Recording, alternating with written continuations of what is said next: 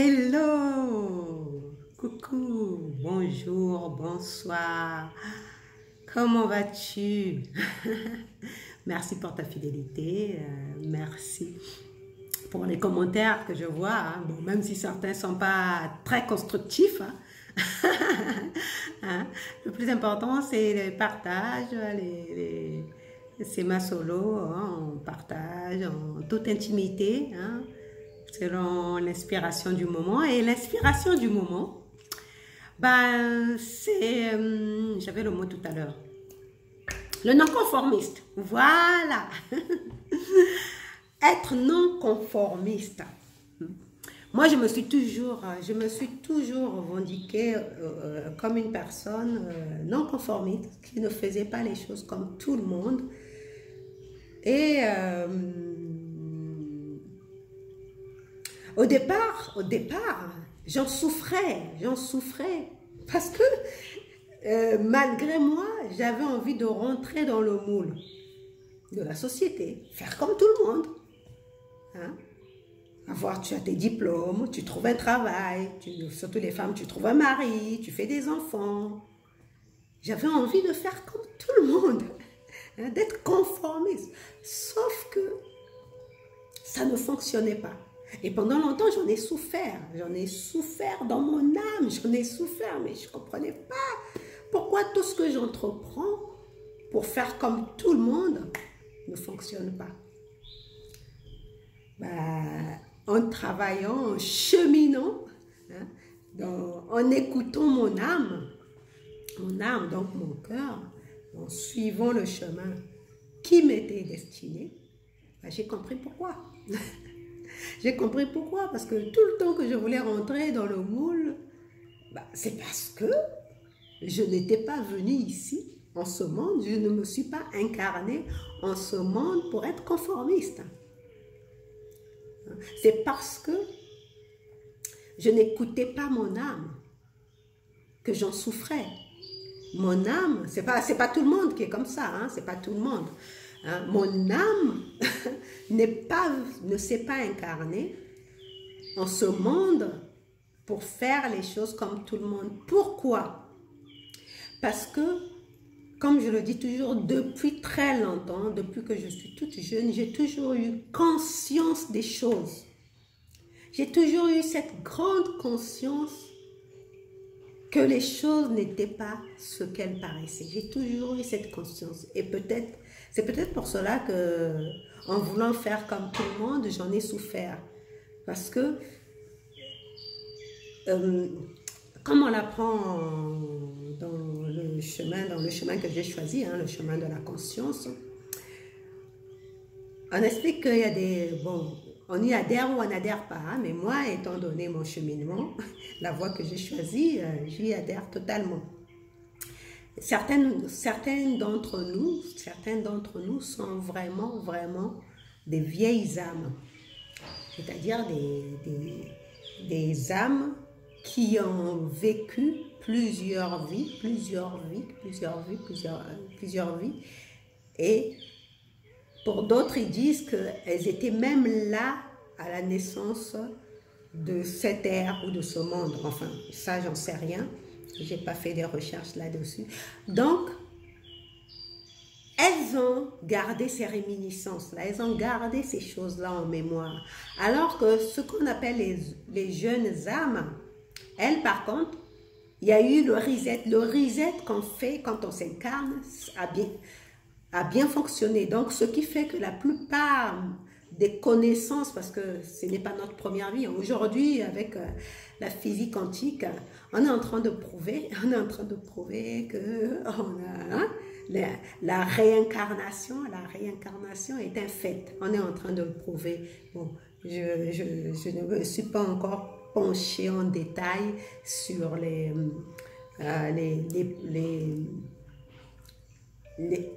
moyens utilisés, les moyens scientifiques utilisés pour le prouver.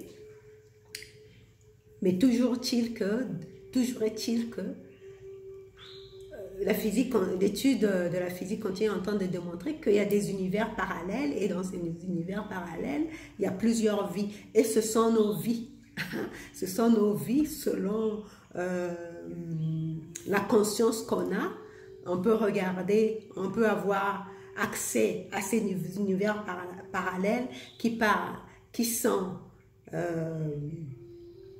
dans le passé ou bien qui sont dans le futur. C'est pas pour rien qu'il y a des films comme Retour vers le futur. Hein? C'est parce que ce sont des univers parallèles. Et je me souviens que j'avais vu aussi un film de science-fiction. Alors, c'est très drôle. Hein? Depuis que je travaille sur la spiritualité, la métaphysique, la conscience, j'adore les films de science-fiction. Alors que pendant longtemps, justement, c'est peut-être parce que je voulais tellement me conformer que je détestais les films de science-fiction. Je n'aimais pas les films de science-fiction parce que je trouvais que c'était de la fiction, justement, que c'était pas vrai. Alors que, au contraire, bien au contraire, c'est là que Hollywood nous fait des clins d'œil sur ce qu'est vraiment la réalité, des petits clins d'œil comme ça. Et donc, pour ceux qui sont aware, comme disait Van Damme, pour ceux qui sont aware, ils captent l'information et ils comprennent qu'il y a quelque chose de beaucoup plus que ça qui se passe dans notre conscience, dans ce corps humain que nous avons emprunté. Hein, il y a beaucoup plus de choses que ça qui se passe en matière de puissance, de capacité, de potentialité. Il y a beaucoup plus que ça. Et donc, j'ai parlé de l'exemple de Retour vers le futur, mais je me souviens d'un film, d'une série à l'époque où je regardais la télé. Je me souviens d'une série, mais je ne connais plus le titre. C'était une série où les personnes, les héros, hein, c'était une famille. L'acteur, c'était un chauve comme ça, bien musclé, mais je me souviens plus de son nom. Je crois que c'est celui qui a joué la chose, voilà. C'est l'acteur qui a joué la chose dans les quatre fantastiques. C'est cet acteur-là. Hein, dans cette série-là, c'était une famille qui était en train de développer des pouvoirs de super-héros. Et la femme, justement, quand elle était en train de développer son pouvoir, elle commençait à courir très vite. Elle était en train de développer les pouvoirs d'une espèce de flash. Hein, Flash, c'est celui qui va très très vite là. Hein, le super-héros qui va très très vite là. Elle était en train de développer ses pouvoirs et un jour, elle a tellement couru, mais qu'elle est arrivée dans le futur. Dans une vie future où elle s'est vue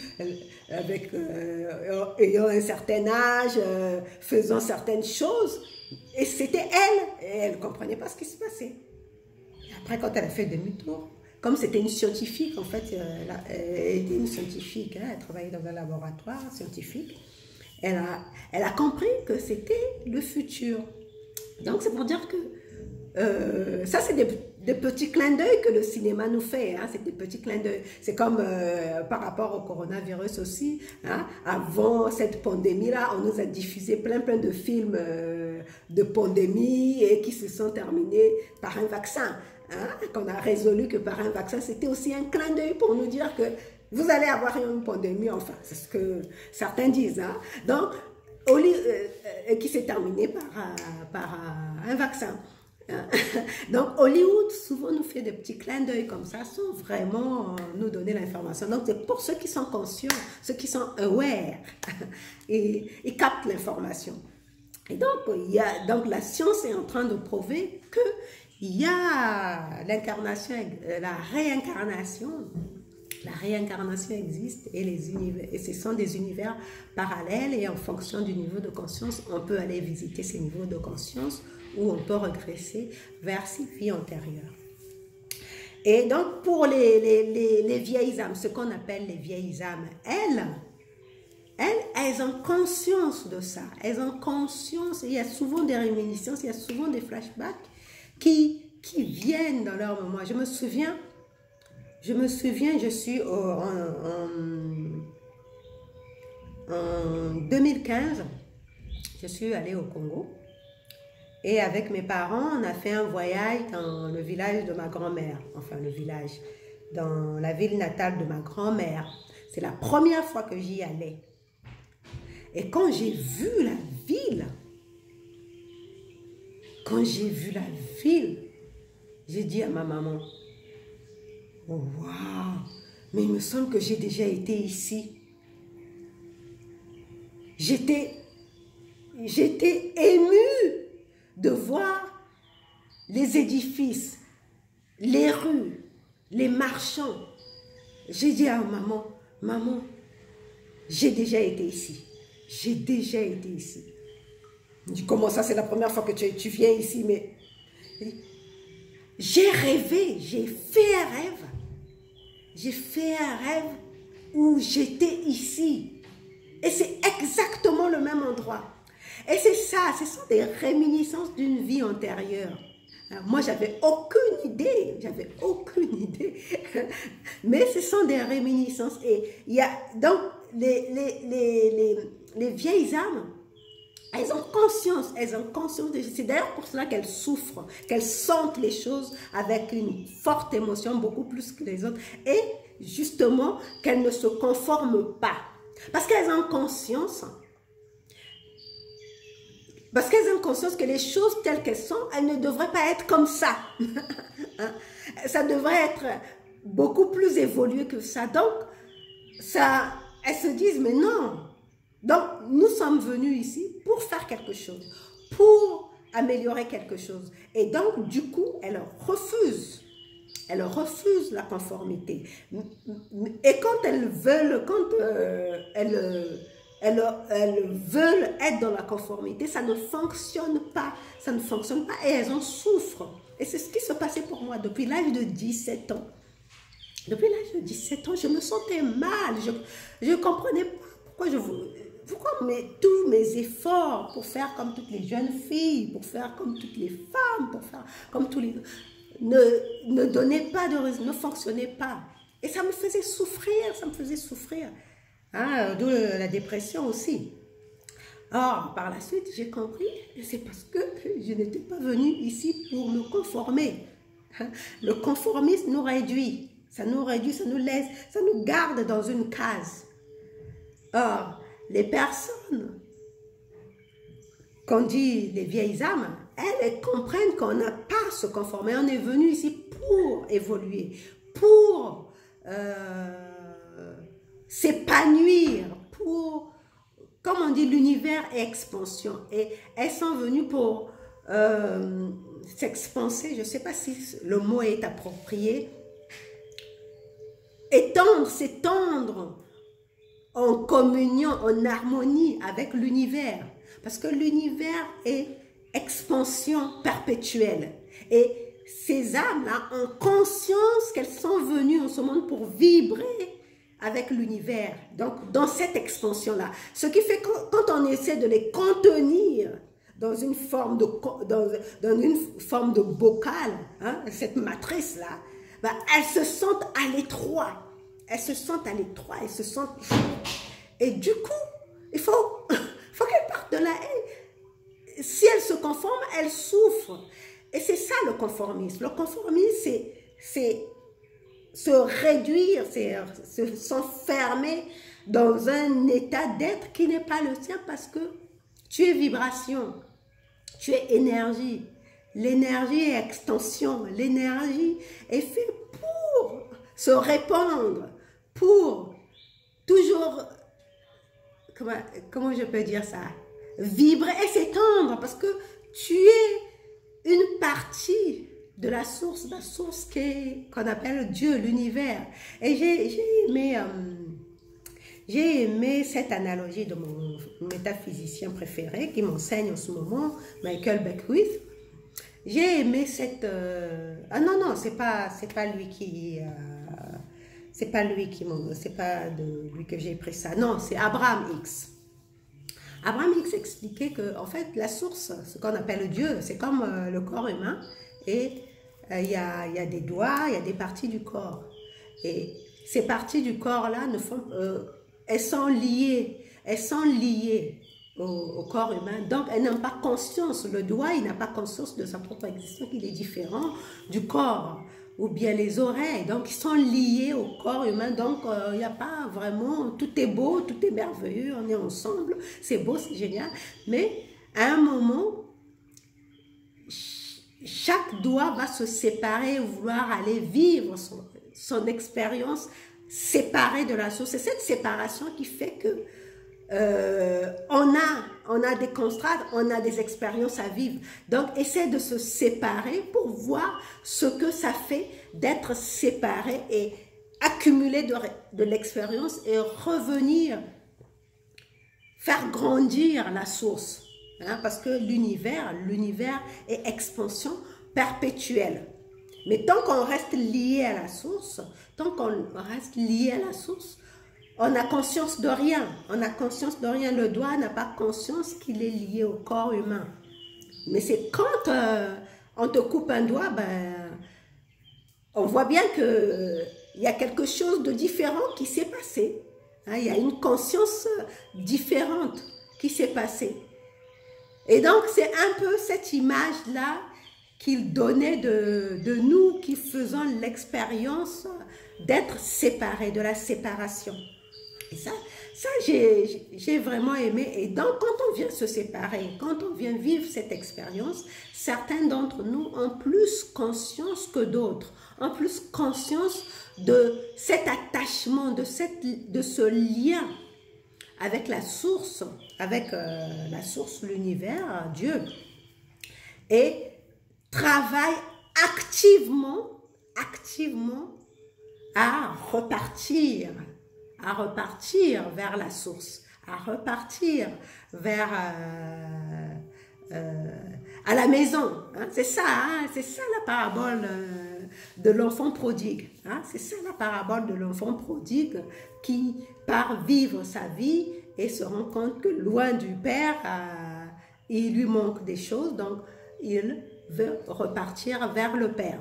Donc, or, quand tu te conformes au monde où tu vas, bah, tu es bloqué, tu es prisonnier. Tu fais comme tout le monde, tu es prisonnier, du coup, tu te sens mal. Et les personnes non conformistes ont conscience qu'elles n'ont pas à se conformer parce que chacun de nous, nous sommes uniques. D'ailleurs, pourquoi?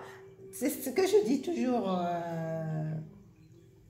à des personnes avec qui je discute, hein, qui cherchent à se conformer. Je dis, mais c'est drôle, hein? Quand on nous prend l'empreinte digitale, pourquoi on nous prend l'empreinte digitale? Parce qu'on sait que chacun de nous a son empreinte unique, qui ne ressemble à aucune empreinte à personne d'autre. Chacun de nous est unique. Donc, étant donné ton unicité, tu veux vivre en fonction de cette unicité. Tu veux écouter ce que te dicte ton cœur. Pourquoi veux-tu te conformer? Bon, c'est ok, hein, ceux qui veulent se conformer, c'est ok, parce que peut-être ils se sentent bien là-dedans. Comme je disais, c'est ce qu'on appelle les nouvelles âmes. Pour eux, le reset, hein, quand on s'incarne dans ce monde, il y a un reset qui est fait. Le reset a tellement bien fonctionné pour rentrer dans la matrice, que du coup, pour eux, la seule chose qu'ils connaissent, c'est cette nouveauté-là, pour eux, tout en ce monde est nouveau, c'est tout neuf. Donc, on veut vivre l'expérience de ce monde parce que c'est tout beau, c'est tout joli. Or, les vieilles âmes, les anciennes âmes, elles, pour eux, le reset n'a pas totalement fonctionné. Donc, il leur reste encore des réminiscences du passé, de la vie antérieure, et qui leur permettent de dire, mais non, je dois continuer l'évolution. Je ne dois pas faire comme avant. Je ne dois pas rester au même niveau. Je dois continuer l'expérience. Je dois continuer à évoluer. Et c'est pour cela que ces personnes ne se confondent pas. Parce que dans leur ADN, hein, comme je disais dans un des solos, l'ADN c'est un plan. Hein, c'est pas un corps vivant, c'est un plan, ce sont des plans. Et c'est ça qui permet le codage des protéines, hein, de dupliquer les protéines. Mais c'est le plan d'origine. Donc on n'est pas déterminé par le plan. Le plan, c'est pas lui qui décide. Hein. Donc, dans notre ADN déjà, dans notre ADN est inscrit ce plan-là. Et comme nous avons conscience, hein, je parle des anciennes âmes, hein, des anciennes âmes, nous avons conscience de ce plan-là que nous voulons, mais c'est notre propre chef. On n'est pas, on le suit pas aveuglément. On sait que ce plan-là, c'est nous qui l'avons choisi, c'est nous qui l'avons voulu comme ça, pour continuer à évoluer.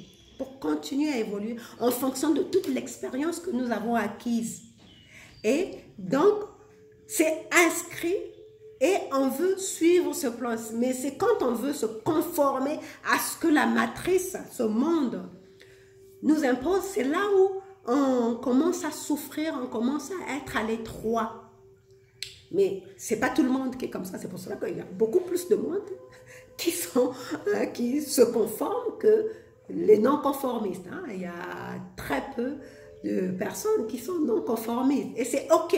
C'est OK parce que on n'a pas tous la même mission. C'est pour ça que nous sommes tous uniques, parce qu'on n'a pas tous la même mission en nous incarnant en ce monde. On n'a pas tous la même mission. Donc, chacun de nous, quand il commence à éveiller sa conscience, quand il commence à éveiller sa conscience, commence à comprendre, commence à prendre conscience, commence à se rappeler, se souvenir. En anglais, on dit « remember ». Remember, ça veut dire ce que ça veut dire. Hein? Ça veut dire que quelque chose a été démembré. Quelque chose a été démembré. Maintenant, il faut tout remembrer. Il faut tout recoller. Et c'est ce que font les vieilles âmes. Les vieilles âmes, elles commencent à se souvenir. Elles commencent à remembrer. C'est comme ces pièces de puzzle. Voilà, elles prennent conscience. Ces personnes souvent non conformistes qui travaillent à l'élévation de leur conscience commencent à comprendre ce puzzle qu'ils sont, qui est inscrit dans leur ADN, qui doit être reconstitué. Mais ce n'est pas tout le monde qui est comme ça. Et moi, ça me fait penser à... C'est drôle, hein? Il y a certaines personnes qui rentrent dans ta vie, qui ont bien conscience de ce que tu es, mais qui pensent que parce que tu vas être avec eux, tu vas t'aligner à leur façon d'être. Tu vas peut-être te conformer, voilà. Tu vas te conformer.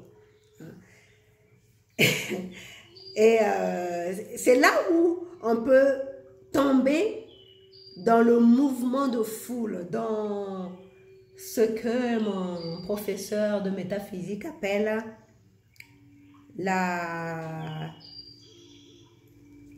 l'émotion collective.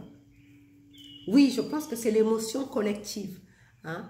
L'émotion collective, c'est ce qui se passe quand les gens vont assister au match de foot. Hein? Tout le monde est en liesse là, ouais, leur équipe gagne et tout le monde. Mais dans l'autre sens, l'émotion collective peut être une émotion de la peur. Hein? Moi, par exemple, je ne veux pas porter de masque dans la rue. Hein? Il est hors de question pour moi de porter le masque dans la rue.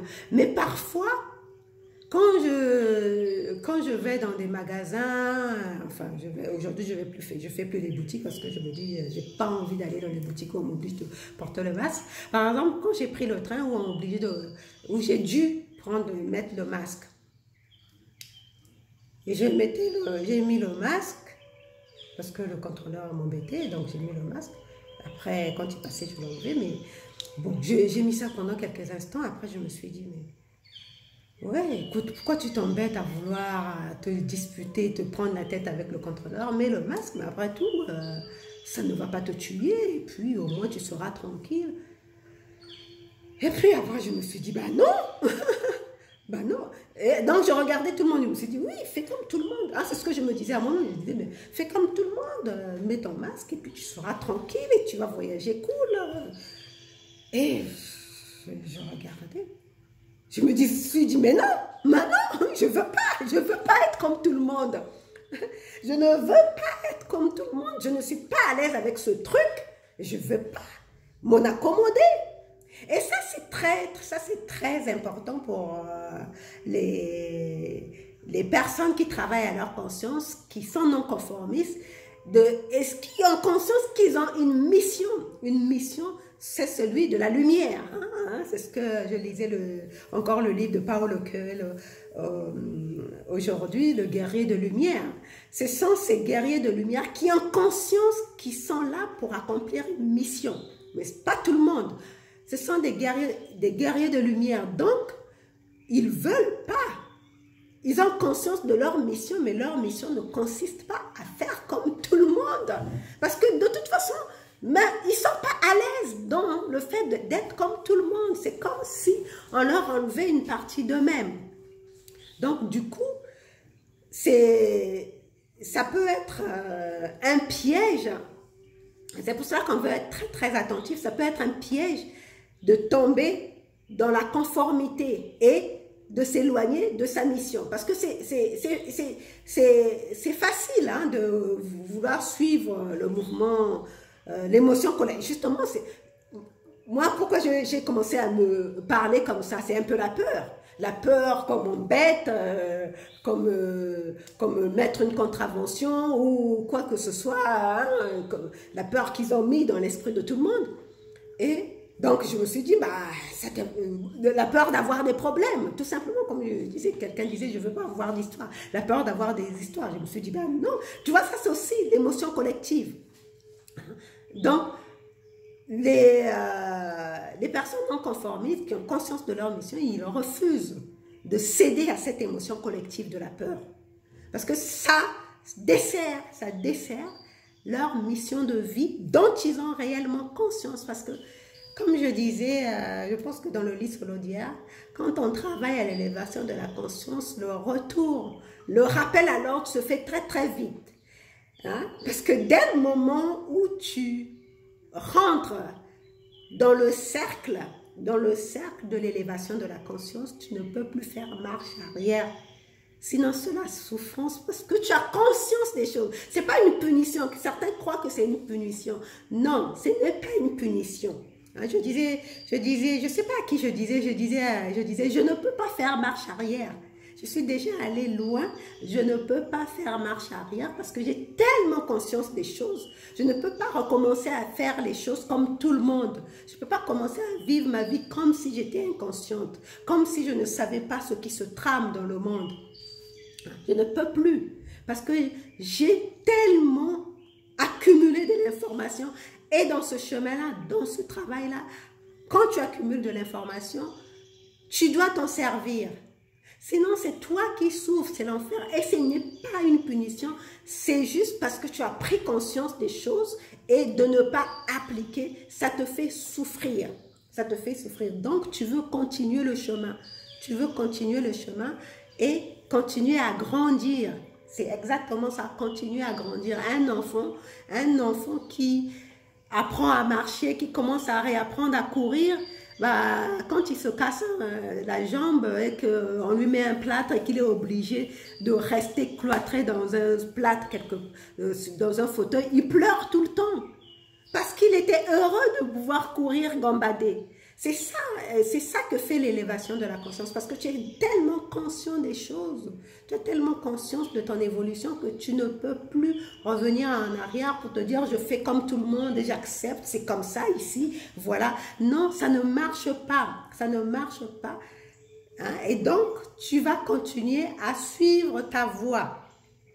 Et tu peux tomber dans le piège des personnes, justement les personnes de ton entourage ou même ton partenaire de vie qui va vouloir t'emmener, te ramener vers le conformisme. Et c'est là où les problèmes vont réellement commencer. Et quand tu es quelqu'un qui travaille vraiment sur lui, tu vas te dire, mais Mais non, ça ne marche pas. Ça, je ferai un autre lit solo là-dessus, ça s'appelle sur le gaslighting. Hein? Quelqu'un qui vient dans ta vie pour vouloir te faire douter, qui commence à vouloir venir te faire douter de tes propres valeurs, de tes propres convictions. Ça s'appelle du gaslighting. Et moi, mon dernier partenaire, il a failli me faire ce jeu du gaslighting. Mais donc, te faire entrer, te faire douter de tes valeurs et te faire entrer dans un moule. Du conformisme, justement, parce que lui, justement, il se prévalait d'être quelqu'un de conformiste. Alors que moi, je n'ai rien, d'une conformiste, je ne le fais pas exprès. C'est la conscience que j'ai que je ne peux pas faire comme tout le monde, parce que même quand j'essaie de faire comme tout le monde, ça ne fonctionne pas. Ça ne fonctionne pas. Donc, je dois continuer à écouter mon âme. Je dois continuer à écouter mon âme, suivre, me laisser guider par l'appel. C'est ça, c'est l'appel de mon âme. Mon âme m'appelle à ne pas rentrer dans le moule. Et ça, c'est le cas de ce qu'on appelle en spiritualité les vieilles âmes. Hein, parce que le reset chez nous n'a pas vraiment fonctionné. Donc, on a tellement conscience des choses qu'on ne peut pas faire les choses comme tout le monde. Donc, toi aussi, si tu te reconnais peut-être dans cette expérience d'une âme ancienne, et qui souvent a des réminiscences de ses vies antérieures, et justement par rapport à ça, par rapport au fait que tu es une vieille âme, et compte tenu de ça, tu n'arrives pas à te conformer, bah, laisse-moi un commentaire, peut-être que ça va m'inspirer d'autres maçons, parce que je trouve ça intéressant. Moi-même, j'ai été inspirée par un YouTuber par rapport à cette idée de conformisme. Et laisse-moi un commentaire, comme ça, ça va agrémenter nos massolos, parce que je trouve ça très, très intéressant. C'est quand je dis que je ne suis pas conformiste, parce que certains ont l'impression que c'est un peu de l'arrogance. C'est tout simplement, c'est que j'ai conscience de ma mission de vie, et donc je veux suivre l'appel de mon âme à me laisser guider, justement, à me laisser guider par l'amour et non par la peur. Justement, les anticonformistes, ils suivent leur âme, ils suivent leur cœur. Hein? Toutes ces féministes-là, regarde Rosa Parks, c'est son âme qui l'a guidée à dire, bon, aujourd'hui, je vais m'asseoir là où, à la place des Blancs, dans le bus, parce que je suis fatiguée de rester debout, il n'y a pas de place, je veux rester là, tant pis des conséquences, mais moi, je veux m'asseoir, et même si c'est réservé aux Blancs, moi, je veux m'asseoir là, parce que c'est mon droit. C'est mon droit de me sentir à l'aise et de pouvoir voyager, me faire transporter dans le bus pour aller à destination, là où je veux. Là où je dois aller, non pas parce qu'il y a une loi qui dit qu'il ne faut pas que tu sois là, il faut que tu sois plutôt là. Non, tu veux suivre l'appel de ton cœur. Et nous, les anticonformistes, c'est comme ça qu'ils fonctionnent. Et donc, si tu te sens comme ça, à côté un peu, et peut-être que tu en souffres, et peut-être que ton entourage, tu te sens un peu isolé parce que ton entourage te stigmatise, te rappelle à l'ordre qu'il faut que tu te conformes, bah, viens laisse tes commentaires, peut-être que ça va alimenter un peu nos massolos entre anticonformistes. On peut s'entraider et se donner quelques tuyaux. Donc voilà, c'était ça le lit solo d'aujourd'hui. On se retrouve demain pour un autre lit solo. Et sinon, en attendant, en tant qu'anticonformiste, élève tes vibrations, continue à prendre soin de tes vibrations. C'est comme ça que tu vas développer vraiment un mental d'acier, hein, dans ton anticonformisme. Parce qu'il faut être fort, hein, il faut être courageux quand on est anticonformiste. Les féministes n'ont pas gagné la bataille parce qu'en étant faibles d'esprit, hein, elles ont gagné la bataille parce qu'elles avaient un mental d'acier. Donc, hein?